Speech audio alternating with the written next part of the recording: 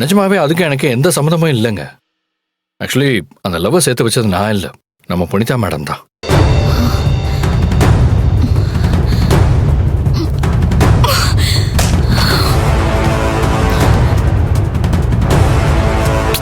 ஏங்க, இந்த இடத்துல என்ன பேசுறோம்னு தெரிஞ்சு பேச வேண்டாமா? பாருங்க யாழினி எவ்வளவு கோவமா போறாங்க. சாரி கபிலன், நான் அவங்கள மீன் பண்ணி ஏதோ சொல்லல, சும்மா ஃபன்னுக்காக தான் சொன்னேன். நீங்க எதுக்கு சொன்னீங்களோங்க, ஆனா யாழினிக்கு சரவணன் கூட என்கேஜ்மெண்ட் ஆகிறதா இருந்து கடைசி நேரத்துல நின்று போயிருக்கு. ஓ, அதுவும் அவங்க காது படவே பேசினா யாருக்கா இருந்தாலும் ஹர்ட் ஆகுமா இல்லையா? அதைத்தான் அப்பொழுது நானும் சொல்ல ட்ரை பண்ணிட்டு இருந்தேன். நீங்க யாரும் புரிஞ்சுக்கிற மாதிரியே தெரியல. சாரி கபிலன், நான் கவனிக்காம பேசிட்டேன். சரி, போய் சீட்ல உட்காருங்க, போங்க. புனிதா மேடம் வந்துட்டாங்களா? இங்கதான் வந்துட்டு இருக்காங்க.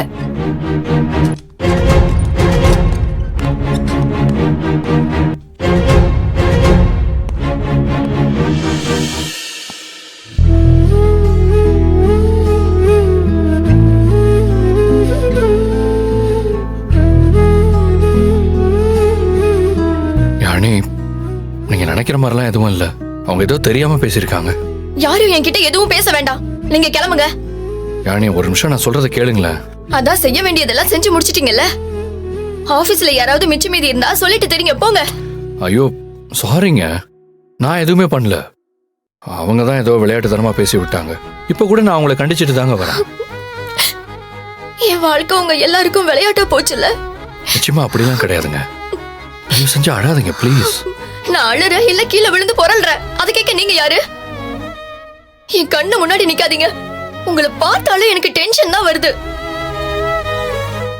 கிளம்புங்கன்னு சொல்றேன்ல.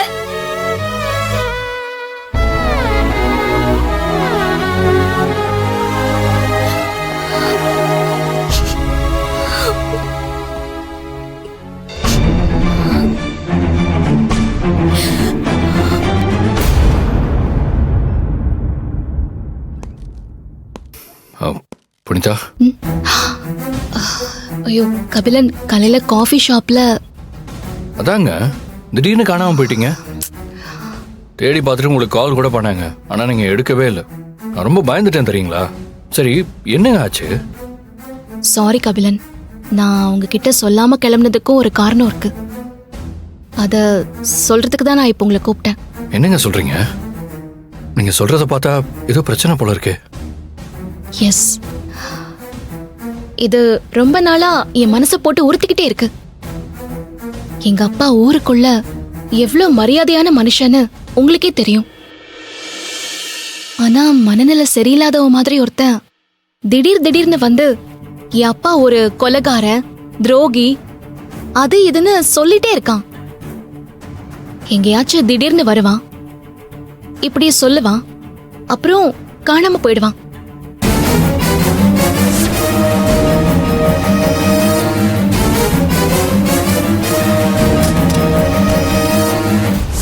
ஆமா, அவனால திரும்பவும் எதுவும் பிரச்சனையா? இன்னைக்கு நான் அவனை மறுபடியும் பார்த்தேன் கபிலன். இன்னைக்கா? ஆமா, நம்ம காஃபி ஷாப்ல இருக்கும்போது திடீர்னு அவன் வெளியில ஏதோ ஒரு ஆட்டோல இருக்கிற மாதிரி பார்த்தேன். அதான் எப்படியாவது அவனை கண்டுபிடிச்சு என்னதான் அவன் பிரச்சனை, ஏன் இப்படி பண்றான்னு கேட்கலான்னு நினைச்சேன். உங்ககிட்ட சொல்லாம போனதுக்கு கூட அதுதான் காரணம். கடைசியில என்னங்க ஆச்சு? அவனை பிடிச்சிங்களா இல்லையா? மிஸ் ஆயிட்டான். சரி, அவனை யாருன்னு உங்களுக்கு தெரியாதுல்ல? பார்த்ததே இல்லைங்க. அப்படி ஒரு கேரக்டர் என் குடும்பத்துக்கு அறிமுகமே இல்ல. ஆனா தொடர்ந்து இப்படி பண்ணிட்டே இருக்கான். எனக்கு ஒரு மாதிரி குழப்பமா, யோசனையா, பயமா, ஒரு மாதிரியா இருக்கு. சொல்லுங்க ரம்யா. மேம், யாழினி கல்யாண விஷயமா பேச்சு வந்துச்சா, அவங்க திடீர்னு எமோஷனல் ஆகி கோச்சிட்டு போயிட்டாங்க. ஒரு நிமிஷம்.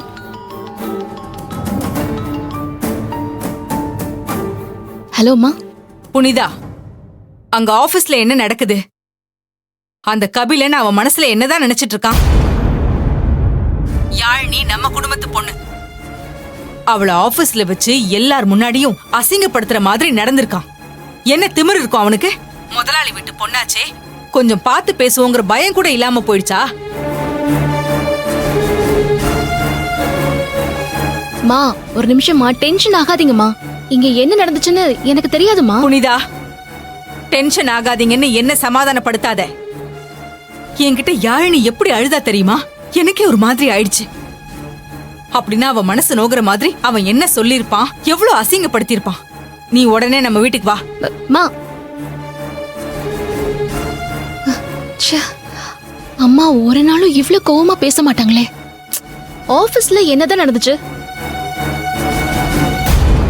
அது ஒன்றும் இல்லை மேடம். லவ் ஜோடியை சேர்த்து வச்சதுக்காக கபிலனுக்கு கங்க்ராட் சொல்லிட்டு இருந்தோம்.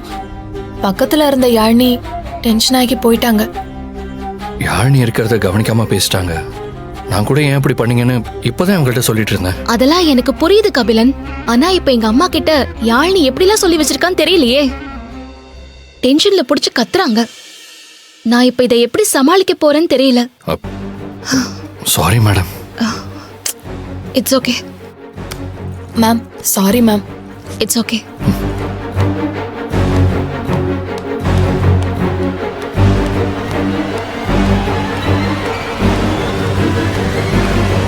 ரம்யா, என்னாச்சு? பாலா, இங்க வாங்க சொல்றேன்.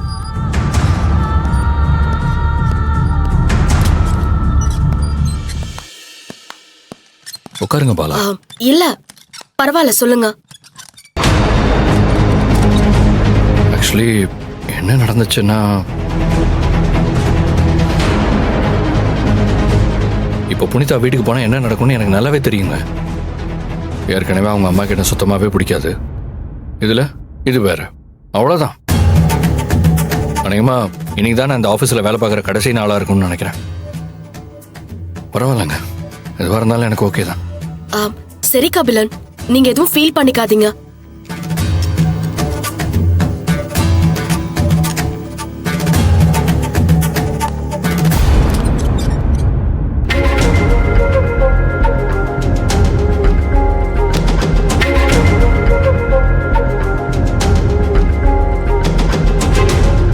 அழாத யாழினி, சொன்னா கேளு.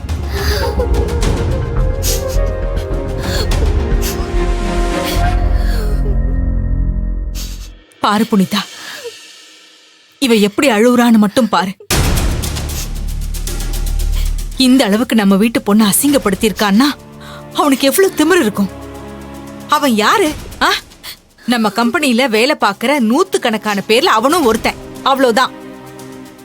ஆனா யாழினி நம்ம வீட்டு புள்ளமா. இவளை கிண்டல் அடிக்கவும் நக்கல் அடிக்கவும் அவனுக்கு என்ன ரைட்ஸ் இருக்கு? முதலாளி குடும்பத்து பொண்ணாச்சேன்னு அந்த பயமோ ஒரு மரியாதையோ அவனுக்கு கொஞ்சமாவது மனசுல இருந்திருந்தா அவன் இப்படி எல்லாம் பேசியிருப்பானா? ஏற்கனவே சரவணன் கல்யாண விஷயத்துல யாழினி மனசால ரொம்ப உடைஞ்சு போயிருக்கா. ஏதோ ஆளாளுக்கு பேசி அவளை ஆறுதல்